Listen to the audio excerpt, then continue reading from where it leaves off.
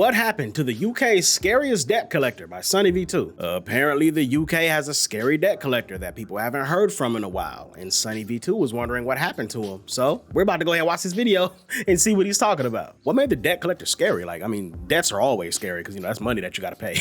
Or you don't pay and it affects your credit. So, it's scary in multiple ways. But, like, what was he out here doing? Was he, like, showing up people houses and stuff?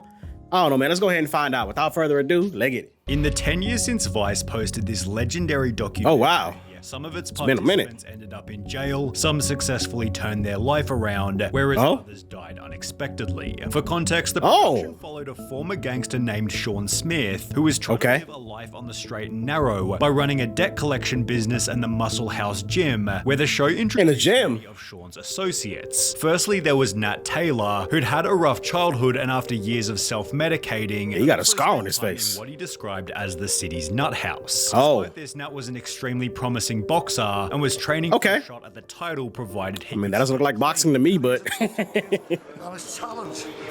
all that damn grappling. Okay, that's boxing right there. The documentary then introduced Davey Fallon and his friend swole, who were caught selling steroids in the gym and were punished in a pretty way. The tax isn't $1,000. You can give me $1,000, keep your job, stay in the gym. Only made notable by the words exchanged afterwards. I gotta come to you. Finally, there was Tony Smith, who was supposedly Shaun's best friend. He's my right hand man. Goes to him. He's my best mate. It's called loyalty. You can't buy it. Until the end of the episode, when Shaun revealed Tony had also been selling steroids. Oh my goodness. Already selling steroids in and around the gym unaware to me. And as a result, Tony had gotten in his car and left to avoid consequence. Little cockroach, look at him. Little cockroach. Left all his kids. Look at his head in his hands, look, he's like, oh. Huh? You seen him on it? After the episode ended with the narrator stating this: Tony is still on the run. His family fears if he comes back, he may go on the missing list forever. It's no surprise commenters wrote, Tony's betrayal is genuinely one of the best twists I've ever seen, and it's in a documentary of all places. So this dude got caught selling steroids in the gym, got exposed, left in what seems to be turmoil since he had his head in his hands. Like he was just sitting there like, I don't know. Left his family, and they said if he comes back, he'll be on the missing list forever? Huh? I am Confucian. I don't know. Let's hit play and find out what's going on with this. Although the betrayal turned out to be fabricated for the show. That later.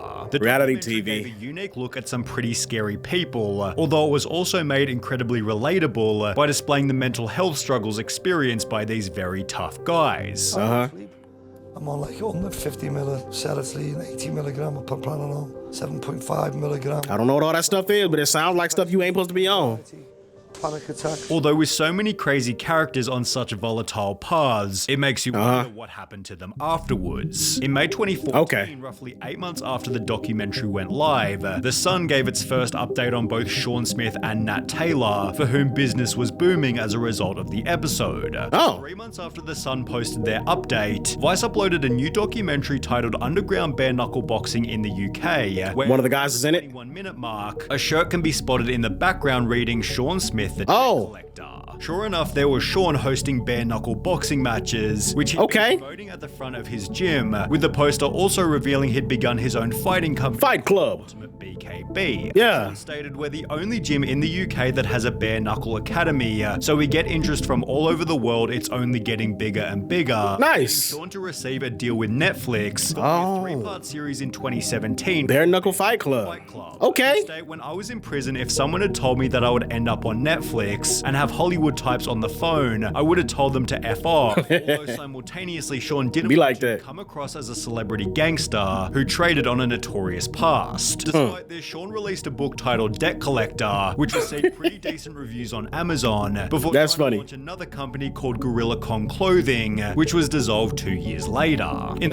Shaun rebranded from the Muscle. Everybody can have a successful clothing line. Personalized Smithy's gym, after which Shaun fell out of the public spotlight, only to return a year later with some pretty tragic news. On the 14th of November 2018, the Liverpool Echo published an article reading, "A blaze ripped through Shaun Smith's gym in the Busey area of Warrington." Somebody set it on fire? The Echo understands someone forced their way into the building and then doused the gym in petrol. The blaze destroyed thousands of pounds of equipment and gutted much of the interior. Oh Police no. have said that the fire was believed to have been deliberately started, although given his name, job, and history, They said he reopened after 4 months though. Surprised about what had happened. I don't know who it is, I don't care who it is.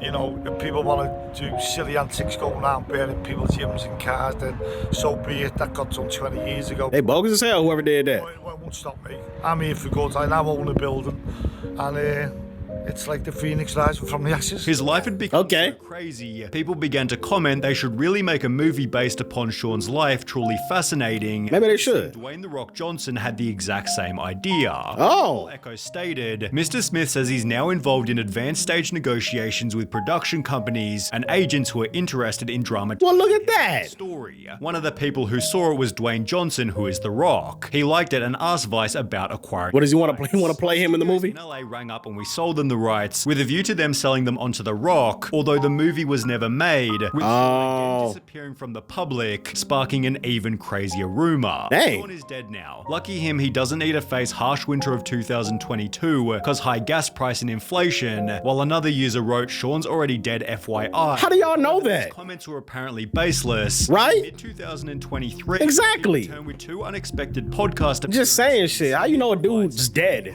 You ain't got no confirmation. On Matt Legg's podcast, he'd explained he was clean from all medications. I haven't took none of them tablets now for 18, maybe 20 months, and I feel fucking great. Whilst on He said he feels great. Hey man, if you're on any of that stuff, bro, and not just steroids, but anything that you know is like, you're taking it for a certain reason, but you know it's harmful to your health, bro, how to get off that shit, man. I don't even, probably none of y'all watching this video are on anything like that. I'm just saying, bro, you might be one day. And I bet it ain't nice. So shoot, shout out to Shaun for getting up off of that. And yeah, man, them dudes with them baseless claims of him being dead, like, how do you know that he's dead? What the hell? People just be saying stuff, bro. Shut up. Goddamn.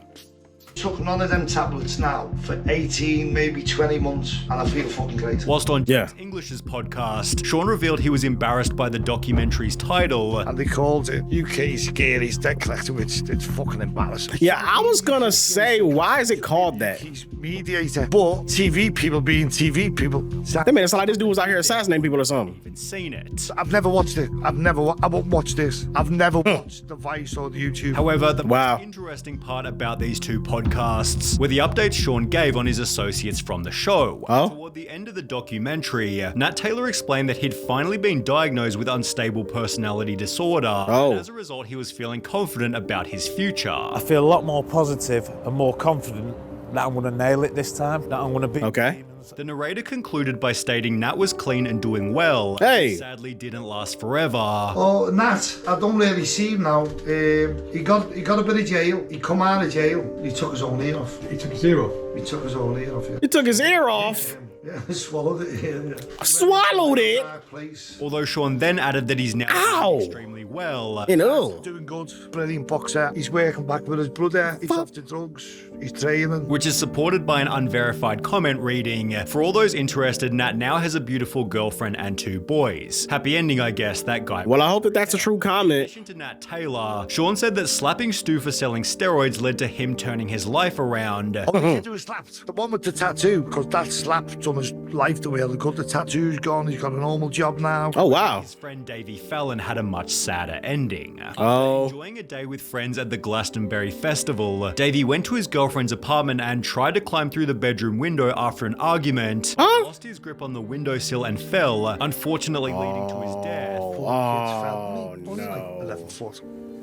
Bang's head dead. Only made worse after Shaun was blamed for the incident. And you know he was dirty bastards. What? On the site, Shaun killed him. Shaun threw him out the window. Come on. However, there was one hell? documentary who generated more intrigue than anybody else. Before we move forward, dang, bro. Rest in peace to that dude, man. That's tough. And how they gonna try to blame it on Shaun? Like he didn't do nothing. What? I'll be mad as hell at that. Hell no. Y'all not finna sit up here and accuse me of killing somebody and I ain't do nothing. That's some bullshit. All right, let's continue. One more person in the documentary who generated more intrigue than anybody else. Did anyone find out what happened to Tony? Is Tony dead yet? Anyone have any idea if Damn. Tony is since being He's gonna ask it like that, huh? Tony fella in the end. Shaun catch up with him? Bro, I don't think Tony is coming back. Googling Tony's name yielded no results, with the only alternative being to sort through hundreds of comments in the hopes of finding somebody that had any idea what had happened to him. So did you do that? Accidentally discovered a gold mine. A full explanation from Tony himself. Hi, I'm Tony and I would like Vice to get a hold of me so I can tell the truth about Shaun and that documentary. Just thought I'd say I never left town and have seen Shaun on multiple times and nothing has happened. Like Antonio? Have him off. The truth is, long version of Tony. Selling steroids for him. He says he's drug free, might be now but not when I knew him. He's moved out of Warrington himself because of death threats. I've got no hard feelings. He did me a favor because I've got my own gym now and teach so much more stuff now. Okay. The side of the story is we were selling roids in the gym and Shaun wanted more money and said I'd ripped him off, and I hadn't, so he told me to leave the gym, and I did and moved down the road, and I'm still there 13 years later and doing well, thanks. Wow. I made a short video asking Vice to come and interview me and find the real Where's the video? The hardest debt collector. The said video has that could be fake. Now been deleted. Oh, however, his other videos confirm that this is in fact Tony. Oh, okay. Instead, googling his YouTube name Anthony Smith, it shows that Tony did in fact open his own Spartan Boxing. Spartan Boxing, and if he's telling the truth about everything else, it would explain why he and Shaun had such an intense reaction to the other guys selling steroids in their gym. Okay. Tony and Shaun already were. Toward the end of the documentary, Shaun stated, Tony's had me off for $3,500, which is a lot of money. Yeah. Tony responded with, there was no betrayal. Did you not notice Shaun never says what I owed him money for, implying that Shaun had something to hide? Tony's fabricated betrayal might have instead been orchestrated by Vice. However, there was something about that ending that always felt a bit too perfect. Dang. Okay, that was actually an interesting story, bruh. I'm glad it ended good for the most part. Everyone else has been able to, you know, go live their own lives and, you know, succeed.